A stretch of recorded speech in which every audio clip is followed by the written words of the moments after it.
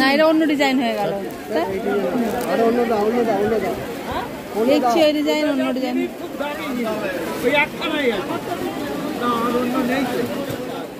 Hey guys welcome back to my channel rings canvas. কেমন আছো তোমরা? আশা করি সকলে ভালো আছো, আমিও ভালো আছি। আর বেরিয়ে পড়েছি পুজোর কেনাকাটা করতে। দেখো কম বেশি দুর্গাপুজোয় কেনাকাটা আমরা সকলেই শপিং মলে করতে ভালোবাসি, তাই না?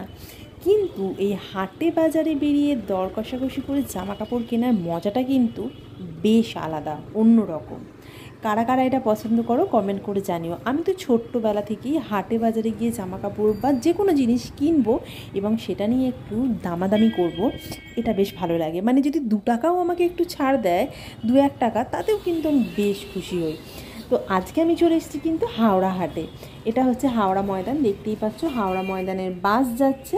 আর এইটা কিন্তু হাওড়া ময়দানের হাট, এখান থেকে শুরু হয়ে যাচ্ছে। মানে মার্কেট শুরু হচ্ছে হাওড়া মেট্রো স্টেশনের কাছ থেকে। পাশে সেনকো গোল্ড, পিসিচন্দ্র, সামনে রিলায়েন্স ট্রেন্ডস, দেখতেই পাচ্ছ এখানে কিন্তু প্রচুর দোকান। এই দোকানগুলো কিন্তু সোম থেকে রবি প্রত্যেক দিনই বসে। সকাল 8টা-9টা থেকে শুরু হয়, একেবারে সন্ধ্যে 7টা-7:30 পর্যন্ত থাকে। আর মঙ্গলবার দিনে কিন্তু এখান থেকে তুমি হেঁটে যেতে পারবে না, এত ভিড় হয়। কারণ সেদিনে কিন্তু শাড়ির হাট বসে, মানে স্পেশালভাবে একটা শাড়ির হাট বসে।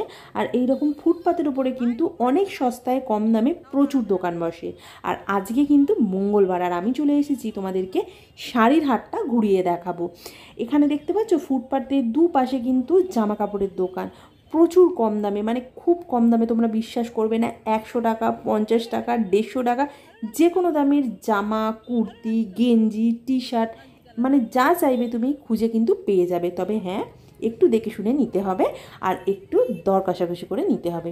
এখানে বড় বড় কিন্তু বাঁধা দোকানও আছে, মানে যেগুলো অনেক দিন ধরে, মানে প্রত্যেক দিন বসে এরকম না, ওরা 365 দিনই খোলে, এরকম দোকানও কিন্তু এখানে প্রচুর আছে। বুঝতেই পারছো আমি কী বলতে চাইছি। আর সেগুলো ছাড়াও সপ্তাহে 2-3 দিন বসে এরকম দোকানও প্রচুর আছে। তো একটু বুঝে শুনে দামাদামি করে কিনতে হবে। এইখানে দেখো প্রচুর হাফ প্যান্ট, চুড়িদার, ব্যাগ, জুতো, মানে কি বলবো, যা চাইবে তোমরা তাই পাবে হাওড়া ময়দানে। আচ্ছা, যারা স্প্ল্যানেড থেকে আসবে তাদেরকে বলে দিই, তারা কিন্তু স্প্ল্যানেড থেকে মেট্রোয় উঠবে, সোজা এসে নামবে কিন্তু হাওড়া মেট্রো স্টেশনে। তাহলেই কিন্তু এরকম একটা বড় মার্কেট পেয়ে যাবে। যারা শাড়ি কিনতে চাইছো খুব কম দামে, মানে ধরে নাও 150 টাকা থেকে শুরু, তারা কিন্তু হাওড়া ময়দানের শাড়ির মার্কেটে চলে যাবে। সেখানে কিন্তু শুধু মঙ্গলবারেই শাড়ির হাটটা বসে।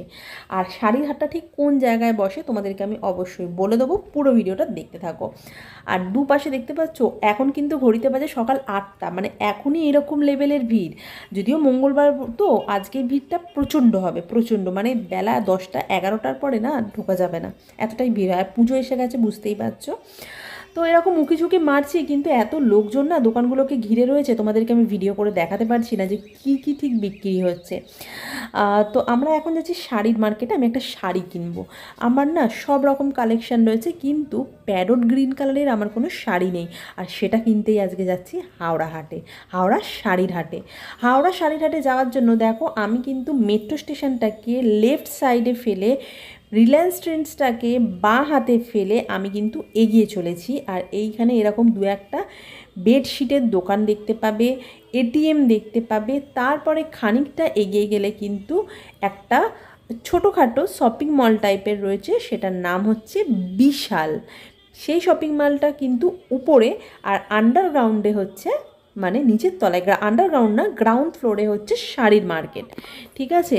তো তোমরা যারা শাড়ির মার্কেটে আসতে চাইছো হাওড়া হাটে, তাদেরকে বলে দিলাম এটা কিন্তু মঙ্গলবার দিনে কিন্তু বসে। আর পাইকারি হাটটা বসে হচ্ছে সোমবার দিনে। মাঝখানে করোনার জন্য ডেটটা একটু এদিক ওদিক চেঞ্জ হয়েছিল, বাট এখন কিন্তু এই ডেটটাই ফিক্সড। সোমবার দিনে পাইকারি হাট, আর মঙ্গলবার দিনে কিন্তু সিঙ্গেল পিস, মানে খুচরো হাট যেটা বলি আমরা আর কি, সিঙ্গেল পিস কিনতে পারবে। তো চলো এখন আমরা হাওড়া হাটে চলে যাব, মানে শাড়ির হাটে চলে যাব। আর আজকের ভিডিওটা এই কারণেই স্পেশাল আমার কাছে, কারণ আমার বর কখনো কিন্তু শাড়ির হাটটায় আসেনি, ফার্স্ট টাইম এসছে। আর ওর কাছে এটা খুব একটু মানে বেশ ইন্টারেস্টিং ব্যাপার। ওই আমাকে বললো যে চলো শাড়ির হাট থেকে তোমাকে শাড়ি কিনে দেবো, এটা নিয়ে চলো। ভালো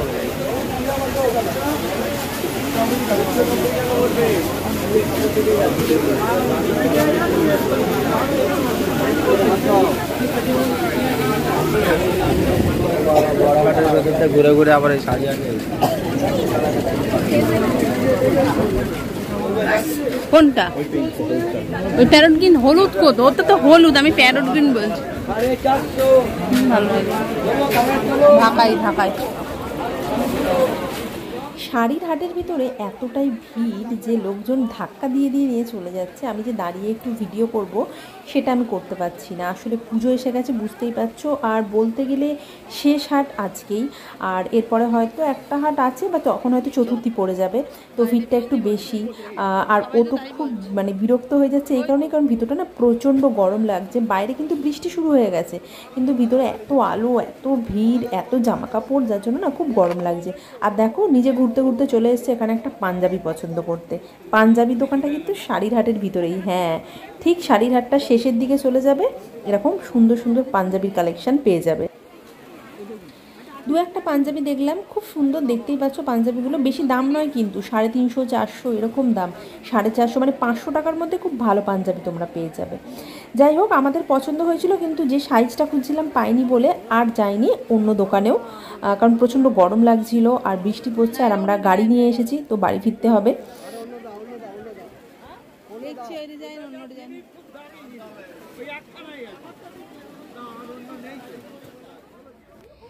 শাড়ির হাট থেকে বেরিয়ে গেছি শুধুমাত্র আমার জন্য একটা শাড়ি কিনে, আর কিছু কেনা হয়নি, কারণ প্রচুর জামা কাপড় কেনা হয়ে গেছে এবারে, আর ভালো লাগছে না কিনতে, কারণ পরবো কবে, এই যা বৃষ্টি লেগেছে, বৃষ্টির চক্করেই তো মানে পুজো শেষ হয়ে যাবে।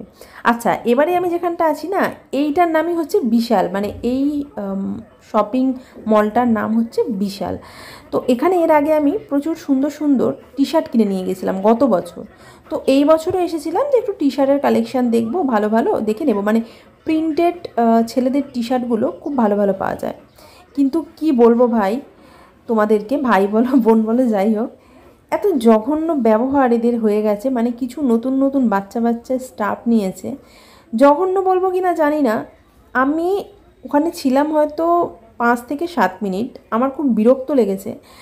আমি যেখানে যাচ্ছি আমার পিছনে ঠিক স্পাইয়ের মতো কন্টিনিউ একজন ঘুরেই যাচ্ছে ঘুরেই যাচ্ছে ঘুরেই যাচ্ছে, মানে আমি যে একটু নিজের মতো রিল্যাক্সভাবে কিছু কালেকশান দেখবো পারছি না। সমানে আমার পাশে পাশে, ভাবো তুমি শপিং মলে শপিং করতে গেছো, তোমার পাশে পাশে যদি কেউ ঘোরে তোমার ঠিক কীরকম লাগবে। লাস্টে আমি বলেই ফেললাম কিছু নেব না, বলছে কেন ম্যাডাম, আছে আপনি ঘুরে যান। না এটাই তো আমার ডিউটি আছে, ঠিক আছে ডিউটি করুন, আমি চললাম, কারণ আমার ইরিটেটিং লাগছিলো, জাস্ট বেরিয়ে গেলাম ওখান থেকে। বেরিয়ে চলে এসেছিলাম বাজার কলকাতায়, এখান থেকে দুটো টপ নিয়েছি। বাজার কলকাতাও কিন্তু ওখানে একটা রয়েছে অলরেডি, আরও একটা নতুন বাজার কলকাতা হয়েছে ওই বিশালের ঠিক পাশেই, মানে বিশালটা হচ্ছে ওপরে, গ্রাউন্ড ফ্লোরে হচ্ছে শাড়ির হাট, তো বিশালে যাওয়ার জন্য সিঁড়ি দিয়ে উঠে গেলে ওখানে পাশে বাজার কলকাতাটা নতুন হয়েছে, তো এখানের কালেকশানগুলো বেশ ভালো ছিল। যাই হোক বিশালে গিয়েছিলাম টি শার্ট কিনবো বলে, কিন্তু ওদের ব্যবহার এতটাই বাজে আমার একেবারেই ভালো লাগলো না। লাস্টে আমাকে ওখানকার বোধহয় সুপারভাইজার বা কেউ ছিল, জিজ্ঞেস করছিল কী হয়েছে বলুন, তো আমি বললাম কিছু না বাদ দিন।